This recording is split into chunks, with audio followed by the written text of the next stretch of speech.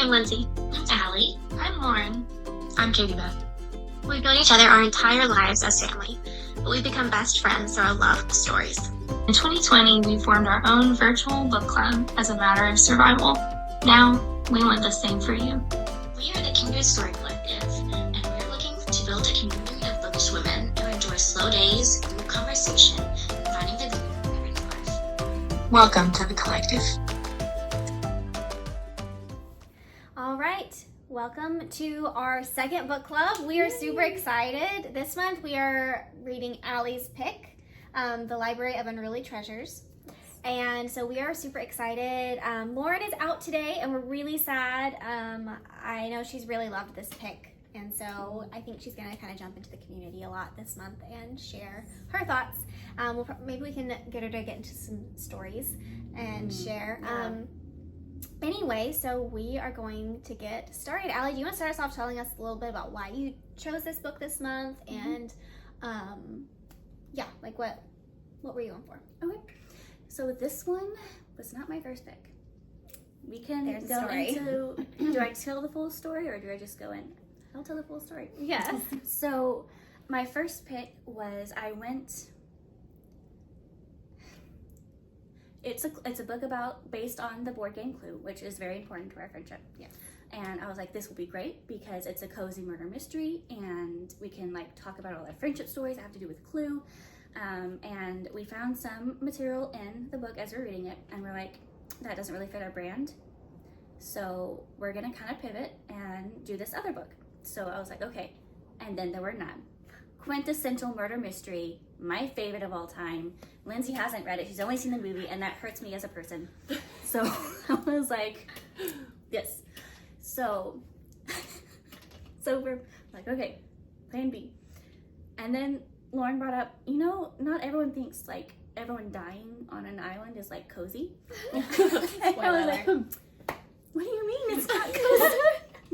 Like I curl up in a quilt and I read my murder mysteries and this is like amazing. But I did see your point. I was like, yeah, it does tend to be maybe more thriller than just a cozy little read. I was like, okay, pivot number 3.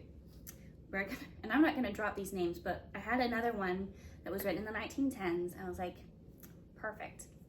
But I was like, okay, but I'm learning my lesson. I'm gonna read it and just like skim because like I've read the books, but it's been a while.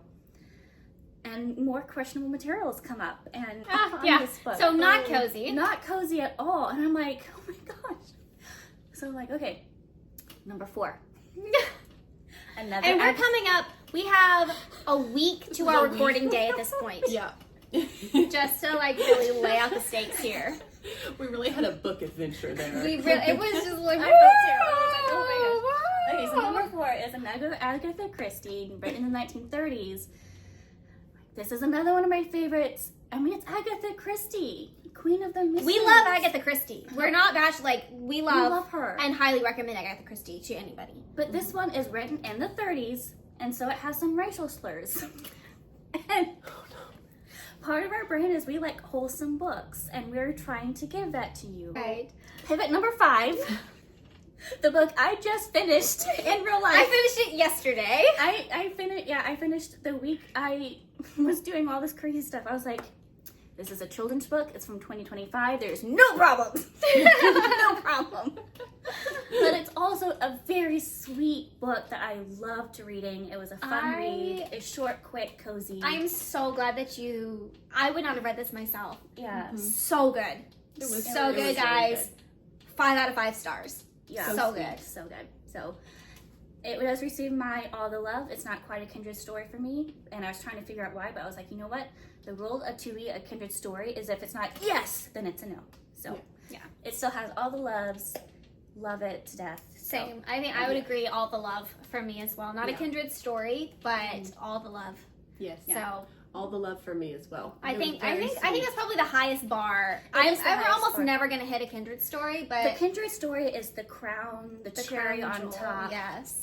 Yeah. So all the love is, oh man, solid. Love this one. Yes. So happy you guys read it too. Yeah. It was really sweet. And side note, it is also written by Jeanne Birdall, who special place in my heart because she wrote the Pinderwicks. And the Pinderwicks is a very special growing up book to me because it's about 4 sisters who go on adventures. And I love that. I have 3 She's younger one of sisters. 4. I'm one of 4. So we all loved that book. It also had a hound dog in it. We had a hound dog. And so that's I amazing. think of Pinderwicks as like this generation's Little Women. Yeah. Yes, that's what it is. Yeah. Anyway, so Okay. Let's Yeah. shall we jump right in? Yeah. Do you wanna Well, first share about why you chose a children's book? Because we are adults. Yes. Very adulty adults, I think, at this point in our lives. But we also, one of our values is not losing your inner child. Yeah. Mm-hmm. And so, do you want to share more about why you chose a children's book? So there's a quote by C.S. Lewis, one of my favorites, and he says, "A children's book that is only loved by children is a bad children's book." Mm. And I think it says everything, but if you need more, Give us some more. I'm also a writer, and I love story structure. I love taking apart a good movie. I just came back from a writer's retreat with my writing group, and one of the things that we do is we pick really good movies, like excellent movies, and we watch them, and then we talk about how did they get to how is this movie so good? Like, what are the nuts and bolts? That's so cool. And so that we can take it apart and use it in our writing. And so I love doing that. I love it. And if you are a good book, you follow story structure, you just have like a good, like a car engine, to make a car go has to have certain parts. And so whether you are a children's book or you're written for adults or whatever have you have to have those internal parts to make you a quality good book. And just because it's written for children, okay, to be a well-written children's book, you don't talk down to children. You meet them at their level, and sometimes you go a little bit higher, and they have to reach out to meet you. And so when we promote children's books, we are going to promote ones that are enjoyable to read by yourself. You can read to your children. And they also have really rich themes of friendship. They tend to have those rich themes that we love, of friendship and of growing up and maturing, and honestly, some of those are really hard to get in grown-up books because a lot of grown-up authors forget. There's a little bit of All these jadedness. things. Yeah, they're jaded, they're cynical, they don't go on fun adventures, they have midlife crises, and you're just like, well, that's my life. I don't want to read about that. Yeah. Like, it's just some pure escapism as well in children's books. So, And my thought, kind of bouncing off of that from you, is children's books have a slower pace. yeah. And I think sometimes as adults, I love a fast-paced adventure, just like the next person. But my life is fast-paced. Like, it genuinely affects my nervous system and my mental health if all I'm taking in is adrenaline. Yeah. And I think there is something to be said about slowing the pace down. And sometimes, that can be really hard if you've been putting into yourself a lot of fast-paced movies and books. To slow down, it's like it can be like, oh, this was hard to get into. I personally didn't find this month's read to be hard to get into at all. But sometimes like that can be a struggle. And I think when I read a slower paced book and I find myself having trouble getting into it, that's a sign for me that I'm too keyed up and I need to slow down. And children's books are so good at reminding me to slow down and reminding me to just breathe. Like that, I think it's just so important. I mean, like for my mental health is better when I am reminded to slow down and I have a moment to take a breather and I'm not just going. And that includes in my fiction. Like, I can't be going all the time in my fiction either. I can't sustain that. So. I agree with both of those. I would say that it's just sometimes as a cozy reader and sometimes as somebody who wants to read something clean, there's just not a lot of options out there either. And for the most part, like even as a young adult, I would read children's books because I knew pretty sure it was going to be clean, and pretty sure that they were going to have some kind of imaginative, fun story. It wasn't, I don't know, I feel like sometimes clean books fall into this category of there's no story. Yes. And Bless so children's books aren't that way a lot of the time. They still have that story, some characters that you can get behind, that you can root for, that you can love. And I just really appreciate that about children's books. They're just innocent and sweet and kind. That joy and hope that you can lose as an adult, it just brings that back. Yes. And that's so, again, mental health. Yes. So, yeah. So, Absolutely. So all that to say, I found this month's book to be a delight.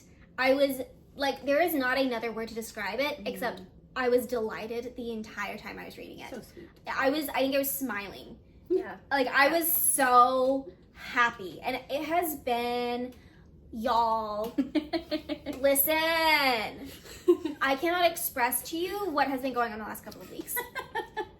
I have been, like, at my limit just every single day. And this book was such a cozy, like, crash pad for me. Like, falling into, like, a big old beanbag.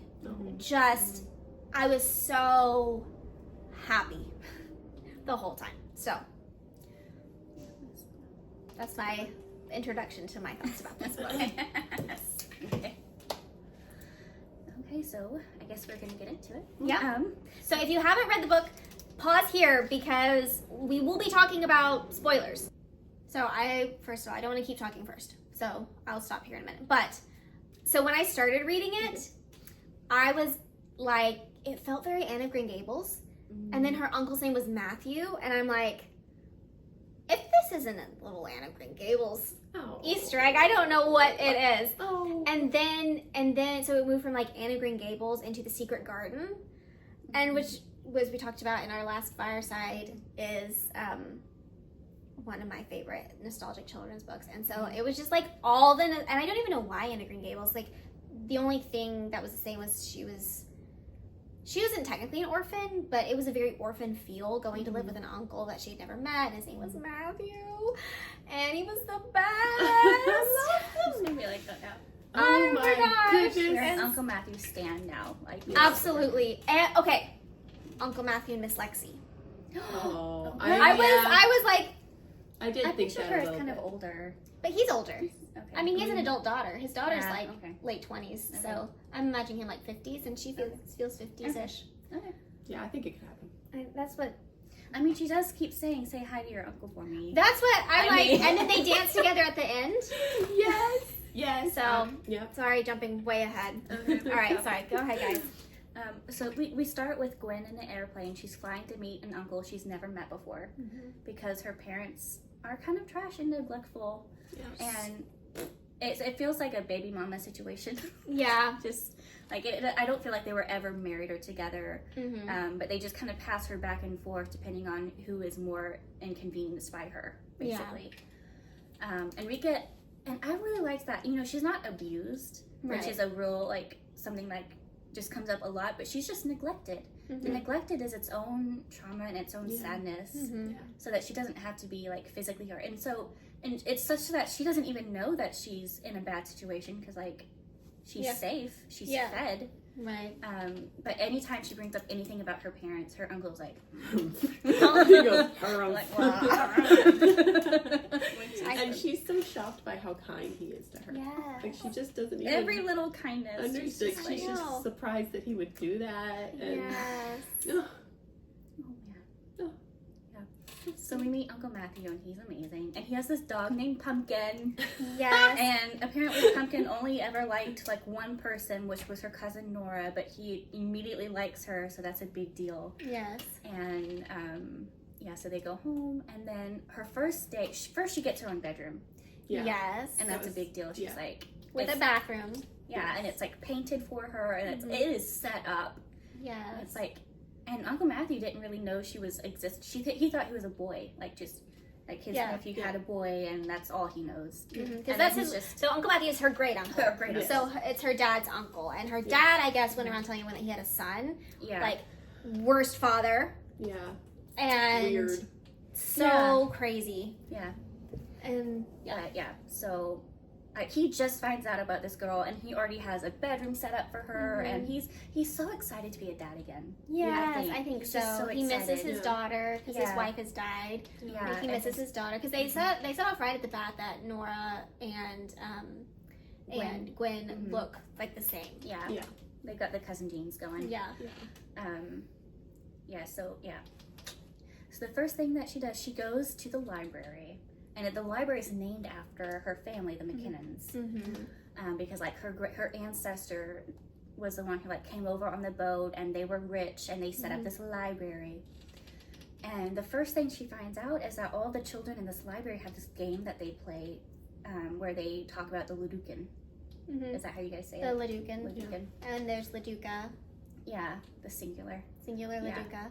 And she finds this portrait on the wall, and it's of her her ancestor Charlotte.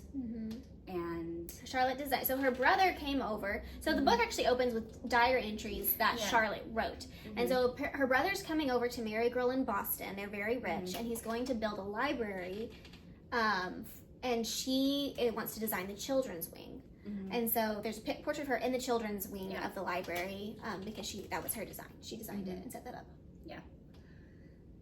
Yeah, so she's hearing all these kids talk about the Leducan, and the librarian's like, it's just a tradition. Like every child has played this game since I've been here, and Nora really likes the game too. And it's just like it's just a little quirk of our library. But also while she's there, she finds out that the library is about to start being renovated. So they're actually packing up all the books and all this stuff so that they can make way, and like there's a bulldozer outside and all this stuff is happening. So then she goes home with her dog because she had to take Pumpkin for a walk, and they have supper, and she gets to choose what to eat for supper, and she's just like, what? Like it's so surprising that she gets to have a say in what she eats. Yeah.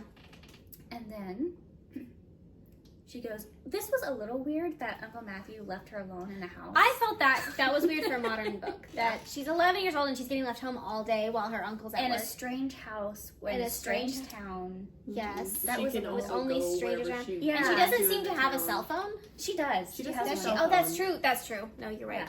There's a whole conversation about that.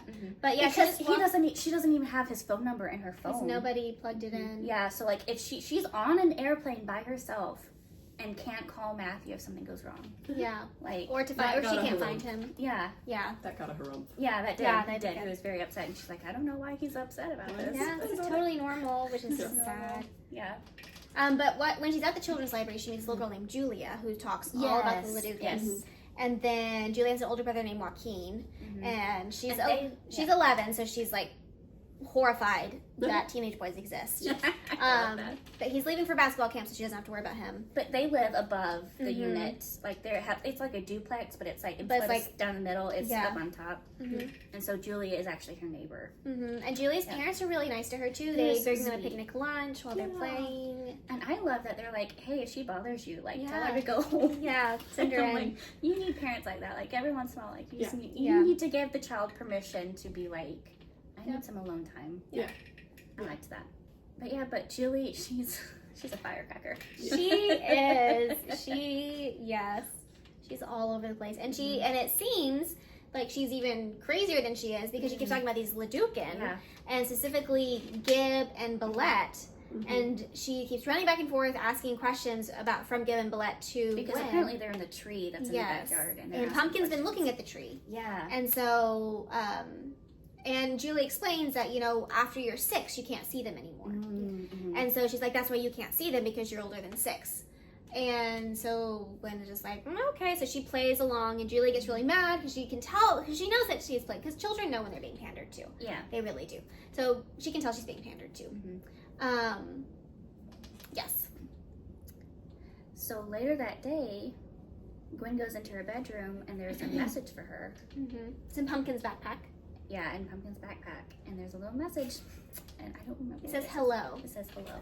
But it's spelled all cute. It's Helo, and it's a little tiny, Yeah. and she doesn't, and she's like, that's weird. Yeah. So she just kind of sets it aside. Mhm. And then the next day, Pumpkin drops out of his mouth another letter, and it says, meet us in the closet, but she has to, it's obviously all spelled crazy. Yes. Yeah. So she has to decode it. So Pumpkin takes her to the library and pushes her into a closet. Pumpkin is clearly in on everything going on here. He's a smart dog. Pumpkin. Yeah. And Yeah. so this is where she meets. Yeah, she sees the Leducan for the Yeah. first time. Mhm. And she And passes out, right? She Yeah, does, she's- because Aberystwyth, Yeah. the baby Leducan, falls on her head. Oh. Yes. Oh, I love him. I feel like he looks like Maverick. Like I'm Oh, just my son. probably, yes. Oh. Oh, so tiny. Oh, tiny baby.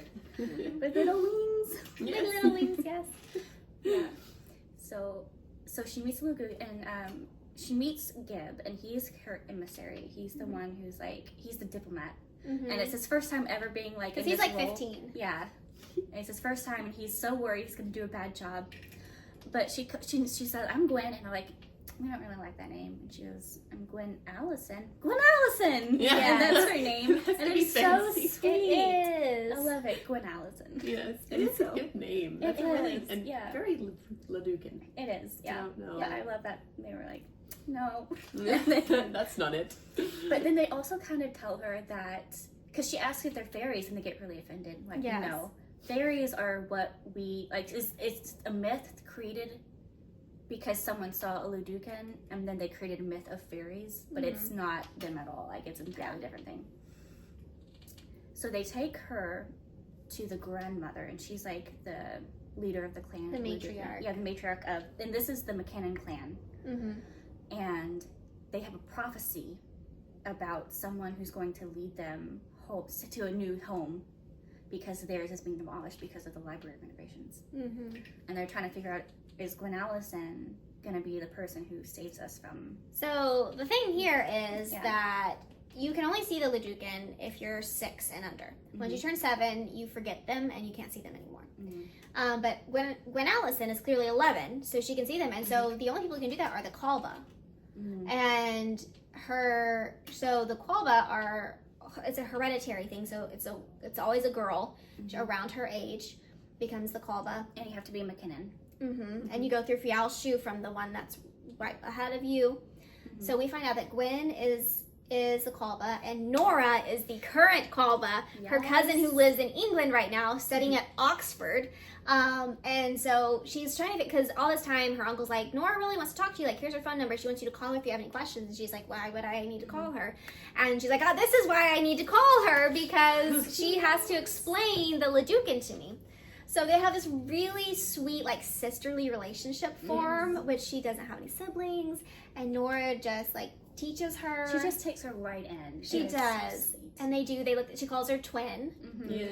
And it's just so precious. And so they're trying to, so she's having to figure out, and so they can't, the Kalba aren't really supposed to do anything until Fialstru, which is the kind of the transferring from one Kalba to the other, has taken place. So obviously Nora's in England and she can't do Fialstru with her. And so they're just kind of waiting, and she can't do a whole lot, but the demolition date is getting closer and closer. So she does a little bit of reconnaissance. Yes. So she's looking around trying to figure out, like, because the prophecy mentions, like, these big beasts. And she's like, well, what's- Ravening beasts. Yeah, ravening beasts. And she figures out, well, that's the construction vehicles, like the bulldozer and everything. And she's going around looking, and then all of a sudden the sign falls down and hits her in the head. And I think she blacks out. Yeah, too. I Like, think she like, passes it out knocks again. her out. Yeah. Yeah.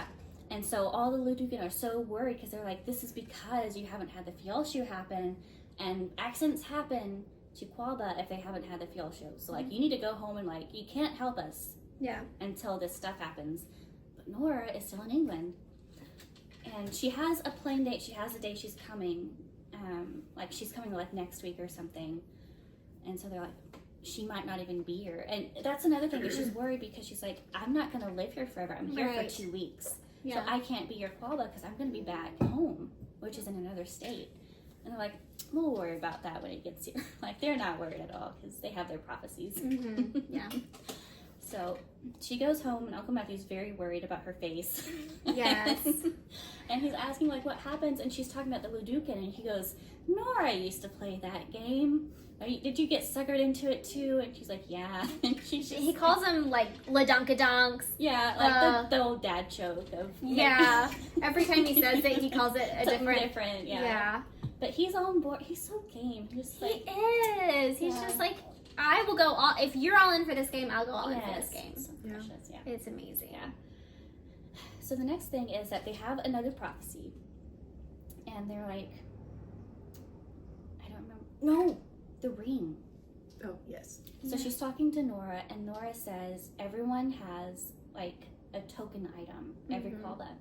So go to my bedroom, and she has like a jewelry box, and she gets to pick out whatever she wants. So she's looking through, and she finds a ring, and she doesn't really like it, but she kind of puts it on, and then it sticks on her finger, and she can't get it off. Like it's stuck, and she's kind of upset. She's like, I didn't really choose this one, but I kind of chose her. Well, and Nora even says, like, for a more powerful call, the jewelry can choose you, but if you're just a regular one, then you choose the jewelry. Yeah. So it looks like Gwen Ellison's pretty powerful. So something also that I love, kind of side note. So when that hits her in the head and she's like bleeding, they're using all these herbs.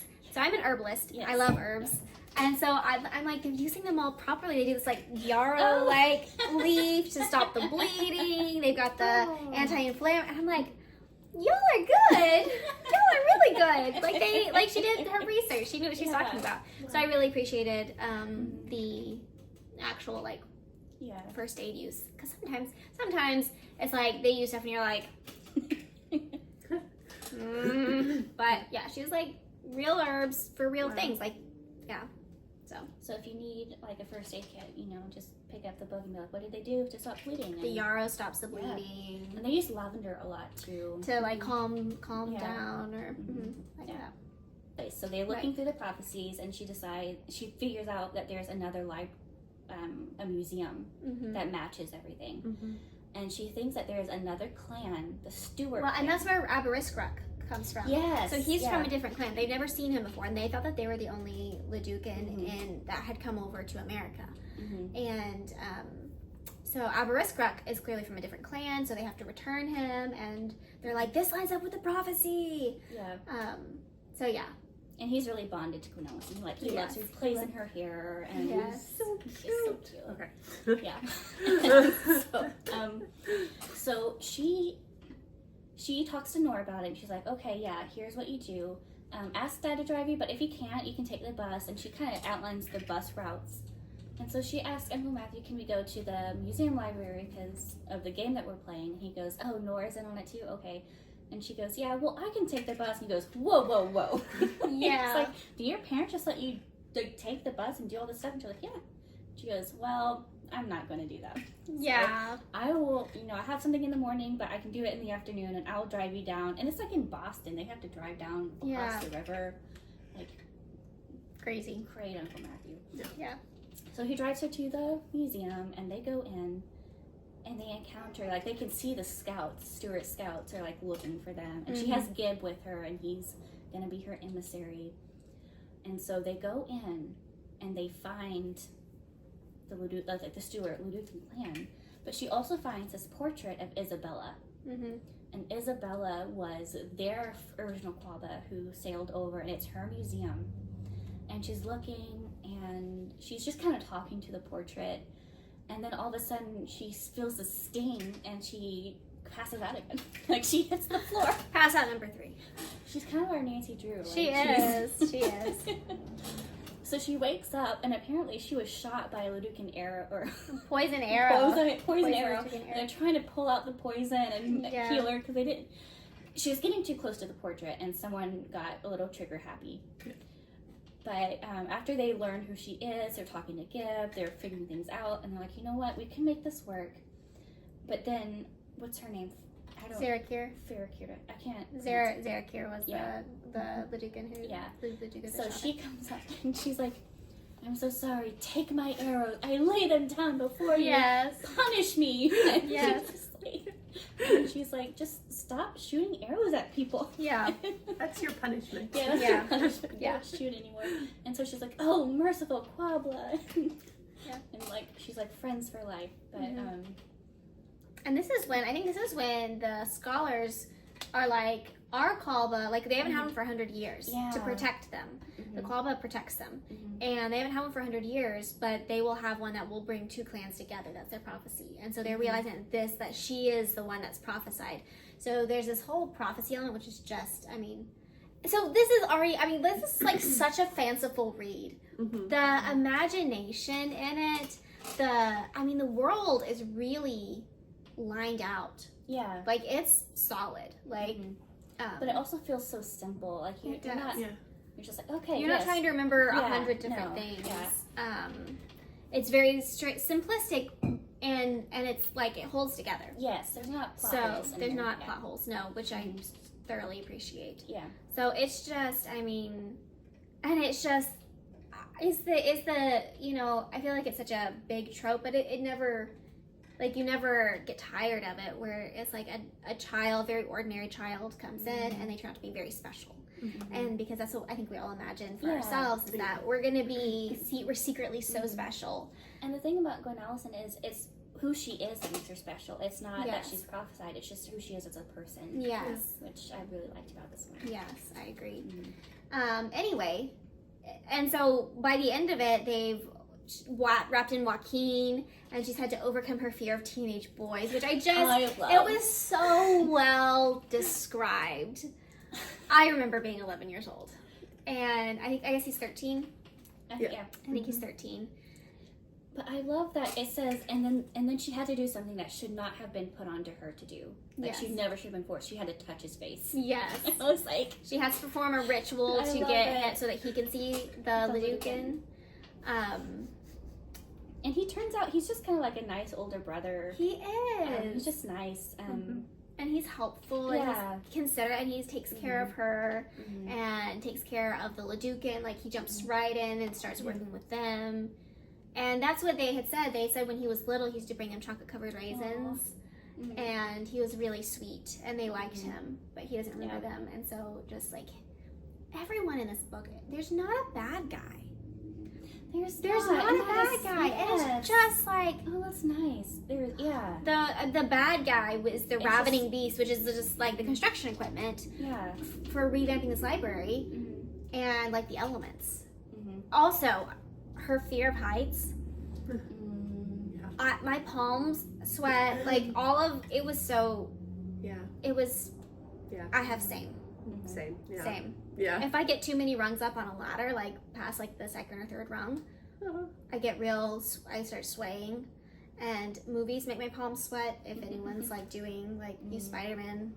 And her climbing up in the Yeah. rain. She had to do it in the rain. Yeah, and I was just like, I personally, as someone who has a absolutely debilitating fear of heights, I really related to her big struggle at the end to climb. Like, that was as scary as the baddest bad guy, Yeah. as far as I was concerned. Yeah. It is. Yeah. And I so appreciate how she's able to take low stakes, Mhm. but they feel high, but Because it doesn't they're feel like they're high for a overblown. person. Yeah. Yeah. Because they're really rooted in, and because the very first time we meet her, she's flying in an airplane and she's freaking out because it's Yeah. her fear of heights. Yes. And so it's throughout the entire book, and she'll be like, "Well, I'm not that special. I'm scared of heights," and like, Yeah. I mean, everyone's scared of something. But, Yeah. Yeah. Like, it's okay. It's It's like, okay it's for what, you to like be what scared. I always tell my boys. Because I'll be like, you gotta just be brave. And I'll be like, but I'm not brave. I'm like, but you are. Like, being brave, if you're not scared of something, then you're not brave. If you do something that you're not scared of, you're not brave. Yeah. So I'm always like, what is being brave? And they're like, being scared and doing it anyway. I'm like, yeah, that's what makes you brave. If you're not afraid of something, it's not brave to do it. And so we get to see her being brave because she is scared. Yeah. And that shows the inner strength, I think. Mhm. It's not what you're scared of, it's what can you like move forward. Yeah. And it was So. well written too, because she couldn't even talk. Like, she was just. Yes. Mhm. Which is exactly, how it is with Mhm. I'm just like Yeah. fear of heights. It's just Oh, I don't I do will well be with never it going either. up in the Eiffel Tower. Yeah. That overlooking Hot Springs. No, not doing it. Nope. You know, one time we were in the nosebleeds for a musical, and which I was a lot, but we were sitting there, and we're like in the fourth balcony. No. We're just sitting there. We can barely peer over and like see everyone down there. This guy, this memory is just like cemented in my brain because of my fear of heights. But also, this guy looked like John Boy from the Waltons. And he just comes he had to be a homeschooler. He had to, because he had like a little newsboy cap, and he was just bebopping in. Yeah. And he tripped. And my sisters and my mom all looked at him and went, because like he just went and like almost fell over the edge. Oh my gosh. Like my worst nightmare. And so it just made balconies even worse. Like I just was like, you could trip, because he's a in my tall guy. in my mind, I believe that I could trip and fall off, but I've never seen it, so I have the part of me of like plausible deniability. Yes. It's unfortunately. Yeah, I cannot sit in. Nope.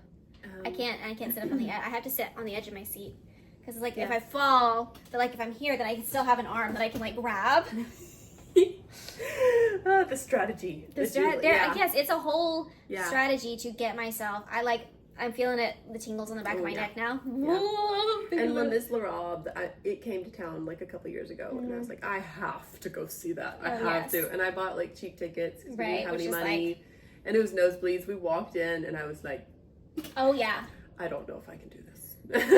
And Hank was with me. He's like, go sit down. I was like, no, I don't think I can make it over there. I just no. Or standing at the top of a big staircase, like her even climbing that's so legit. Yeah. My hands sweat climbing large staircases. Yes. Yeah. Especially if they're very wide, because like if it's narrow, then it's like I've got two. But we went to the old State House. I took Jackson over there, and they have these big like grand staircases. They go like ooh. I was like climbing it like this, like a rope up the banister. Yeah. So that's legit. Yep. She nailed it. It was believable. It was very believable, which is sometimes I think they make things, they overblow things, and it's like you don't have to. Like it is just genuinely terrifying to be afraid of heights. Yeah, it is. And it's plenty. You don't have to. Yeah. It just is. Absolutely. So one of my favorite moments is when she asks Matthew to teach her carpentry, and he gets her little hard hat and a little toolbox, and she takes him to a job, and he's teaching her all the things. And then halfway through, he gets a call from her dad, and her dad's like, I actually want her back like tomorrow, because I have a new girlfriend and she has a son, and we need a babysitter, basically. Yeah, like that's why he wants her back, is so she can babysit her girlfriend's kid. And Uncle Matthew's like, do you want to do that? And she's like, no. And she goes, okay, we'll talk about it. And he walks off, and he takes care of it, and she's like, and he's like, yeah, I think we're not going to do that. She's going to stay the time that we said. Yeah. And the end. Yeah. Yeah. It's like, but she's never had someone step in and take care of her before. Yeah. Well, it's really sad, because she knew that if she went to her dad's, he wouldn't let her come back, because he knew that she liked it. Yeah. I'm like, what a That's loser. So terrible. What a loser. So mean. This is our 2 for 2 for mean family members. Well, maybe he is the villain. Maybe he's the villain. I think the dad is the villain. I think you're right. I think the dad's the villain. Because he's the one, like, it's looming in the background throughout the whole story. She's having such a good time having all these people, but she knows at the end she has to go home. Yeah. And she's leaving the day after Nora gets there. Yeah. So that was really upsetting. That was really, like, no. I was so stressed out. Like the whole time I knew she wasn't actually going to go, but I didn't know how. I didn't know how that was going to happen. I was like, maybe she'll just like come back every summer, and that'll be a pretty happy ending. I like that. Yeah. But I mean, when she was like, yeah, my dad won't let me come back, because then her mom and her mom's boyfriend are going to Costa Rica to like start a school, or I don't remember. I don't know. Who knows? So anyway, Nora comes and she gives her the fial shoe.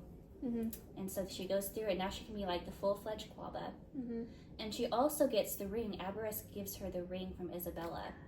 He's tried so hard to get this over to her, and they keep taking it away from him. because it's a family heirloom. Mm-hmm. But he gives it to her, and the two rings blend together into one ring, and that's like the ultimate fulfillment of the prophecy because she's making two clans one. And then it's so cute. Some of the Leducan they switch clothing to show their support for each other. So like one of them's in the McKinnon wearing the Stuart tartan skirt, and then she's wearing like the McKinnon skirt, and that's really cute. And so they decide they have to sneak in the clan of the McKinnon Leducan into the museum, and they have to bring Charlotte to Isabella. So they have to bring the painting. So she has to steal the Charlotte painting from the McKinnon Children's Museum. Yeah. So there's like a heist. All the best things. I love a heist. So she has to steal it, and then she has to sneak it into the museum. Mm-hmm. Yeah, like after hours. Yes. And the Stuart Leducan, they're like, we can disable the security for like this one window, and it'll be lowered enough that you can sneak in. Yeah, but it's on like the second or third floor. It's like the third floor is 8 inches, so it's just enough for her to slide the painting through. And, to imagine like being up there, like climbing all the way up, like just like a zoom in on like in a movie situation, it would be like, and you have this is the door, the window you have, and it's like, yeah. But then also like while holding on, get a picture off of your bag, right? Is that? So it's like on her back, so she has to like lean over, and the Leduc can come and get it. But no one else can touch the picture. That's the other thing. She's the only one who can touch it, from stealing it from the library to delivering it to the museum because of the prophecy. Yeah. So no one can help her, and it's pouring down rain. Because there's a storm. And then her friend has been. What happened to what's her name? Nora. No. Farakir. She gets So the library demolition happens before the Leducan are ready. Like, it happens before they realized it. And it knocks rubble onto a bunch. So Joaquin is helping pull rubble, and Zarakir is there. And this worker comes down, and he's about to, like, walk right into the nest of them while they're cleaning stuff up. It, like, ruins a bunch of their stuff. And so Zarakir flies around him and, like, shoots an arrow, and he does, like, this and hits her. And it, like, slings her back, and so she's put into, like, she's put herself into stasis. And they didn't find her for a while. They couldn't. She was just Joaquin found her finally, but they were like, she would have died if he hadn't found her. So she's totally out of it at this point. But they take her to the museum, and at the last moment, Gwen's about to go face her biggest fear, and at the very last moment, she wakes up. And she's like, okay, I can do this. And it gives her the hope and the jolt that she needs. Something happened though. Did she cry on her? She cried. Yeah, she cried. It was some water dripped on her. I think she was telling her goodbye because she's pretty sure she's gonna die. Doing this, and water drips on her. But I love how, so it's pouring down rain. She has to face her biggest fear. And multiple times she's told, you don't have to do this. Like Nora tells her, you don't have to. It's okay if you don't. And the Leducan tell her, you don't have to. And Joaquin tells her, you don't have to. But each time she's like, I do. I do. And she does. And she saves the Leducan, and they can move inside, and they have their picture there, and yay, Gwen Allison. So she's all happy. Still has to go home though. So we're kind of at the big finish now. Is she going to leave or isn't she? At this point in the book, I knew she wasn't, but I had no idea how in the world they were going to keep her from leaving. So it's like she cannot leave. Like everyone here loves her, and so she wakes up, and it's her last day, and Uncle Matthew comes in, and he's like, hey Gwen, and she goes, hey, and she's sad, and she's like in the middle of packing. She's packing, and he says something, and she keeps interrupting him because she's like, she doesn't want him to say goodbye, right? And he's like, can you just stop for a minute? And he says, would you like to live here? Like, you don't have to go home. If you didn't have to go home, would you like to live here? And she goes, oh, yeah. I would love that. He says, well, I've been talking to some lawyer friends. And they say, if your parents agree that you can live here and I can become your legal guardian. And we just got the paperwork in. Your parents signed you away, and Because they don't want her. Yeah, like she's just an inconvenience. And she has like one moment where she's like, wow, that was fast of them. But then she's like, oh well, I get everything I want. Yes. So she gets to stay here and be she at gets, that and so beach. Julia this whole time has been talking about how Gwen is going to walk her to Yes. kindergarten. Yeah. And Gwen has been like, I'm not staying, like I'm leaving. But now she has to stay, and her school's right across the street from Julia, so she will get to walk Julia to school every day. And then Nora, she has like one more year in England, and then she's gonna move back to town and get a little apartment. And she's like, you can come for sleepovers. Yes, Oh my she just gets everything. And so she's so close to her Leducan, and we know Uncle Matthew's gonna play along and let her do whatever. And I kind of wanted, I was like, why can't she do like the thing she did on add Walk-In touch? to Uncle Yeah. Matthew, like and let him see. But I guess it's not important because Yeah. he's already in with her. Yeah. So And it's almost even nicer. Like he doesn't He doesn't have believes to. it's He make believe, believes- but he's yeah. gonna get in. And I love that he shows her Doctor Who. yes, It's like, we should watch That Doctor Who. was I'm so like, sweet. That was so sweet. Yeah. Yeah. He's just like, and she's just like ready to adopt all of his interests. She's like, teach me Yes. everything, because no one's ever taught her anything and brought her a no mom. one's ever, let her join in. Yeah. It was So Perfect. I it loved was their such a good relationship. book, and it was exactly the book that I needed for this season of just being so busy. perfect timing, Allie. Oh Perfect yeah, it's timing. almost fifth time's the charm. Do we have any questions for the readers or the listeners of the podcast? I would want to know for you guys. Have you ever picked up a children's book after you were a child, and what was your favorite one? Oh, yes. So Book favorite recommendation. children's book to read That as to an adult? read as an adult, yeah. Okay. That like holds up, or one from your childhood that you reread and like this holds up, like this Yeah. is really good. Because I'm always on the lookout for new reads for that. Yeah. And I hope that we have shown you the value of reading children's books, and don't count it out, especially if you're looking for something cozy. Don't count out excellent children's literature. Honestly, when I'm in the bookstore, if like some days you're in the bookstore and you just can't find anything, I will go to the children's section. I'm like, because it's a home run every time. Yeah. Every time there's a home run there somewhere in the children's section. Yeah. And And you maybe need, you might find a little Luducan if you Yes. look closely enough. and if you need book recommendations for Oh, children's yeah. books, if you haven't read a children's book, we would be happy to do that. So Yeah, just, absolutely. We can. We have a lot in our first fireside. Yes, yes. I think we had 14 recs. There we was just- 14 recommendations. Yes. Yeah. Yeah. So Yeah. it's excited. But we'll see you guys next month for our next read, and we will be announcing that very, very soon after this podcast drops. So, it's great doing book club with you. Bye, guys.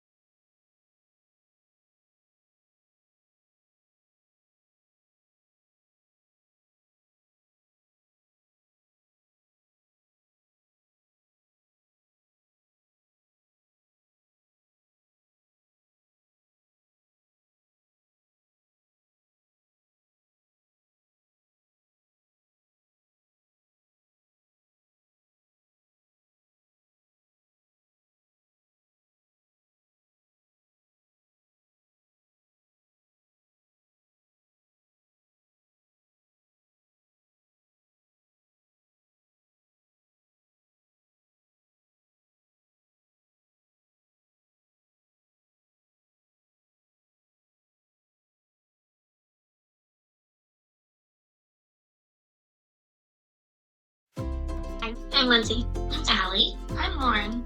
I'm Katie Beth. We've known each other our entire lives as family, but we've become best friends through our love of stories. In 2020, we formed our own virtual book club as a matter of survival. Now, we want the same for you. We are the Kindred Story Collective, and we're looking to build a community of bookish women who enjoy slow days, group conversation, and finding the good in everyday life. Welcome to the collective.